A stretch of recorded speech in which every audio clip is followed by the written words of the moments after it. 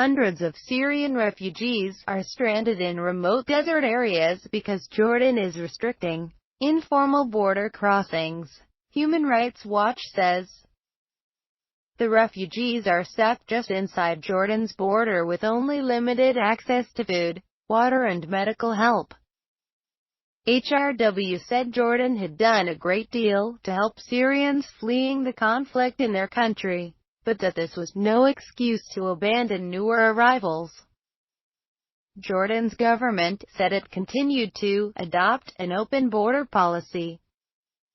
The country is hosting 630,000 of the almost 4 million Syrians registered as refugees with the UN.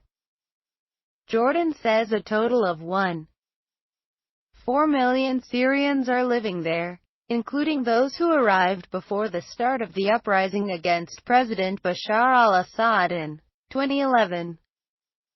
Deported. HRW said the Jordanian authorities had gradually tightened entry restrictions over the past 2 years, with 2 informal crossings in desert areas in the east, Rukban and Hidalat, becoming the only way in for most Syrians.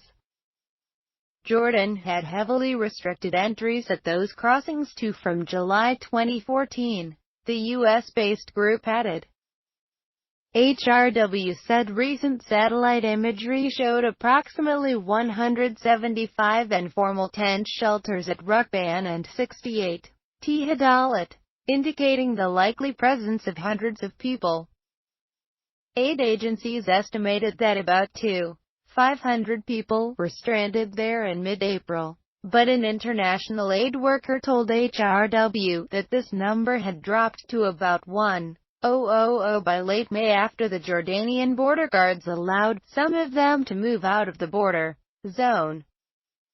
Jordan has gone to great lengths to meet the needs of the Syrian refugees, said Nadim Mori, HRW's Deputy Middle East and North Africa Director.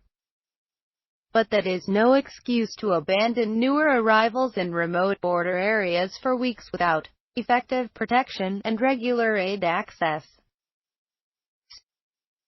HRW also said it had spoken to a Syrian who had been taken to the Rabah Sarhan registration center, then immediately deported to Syria without being registered.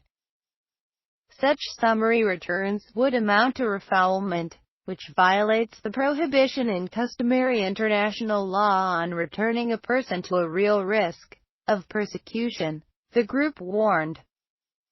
In response to HRW's report, a Jordanian government spokesman told the Associated Press news agency that it continues to adopt an open border policy in line with procedures worked out with the relevant international organizations.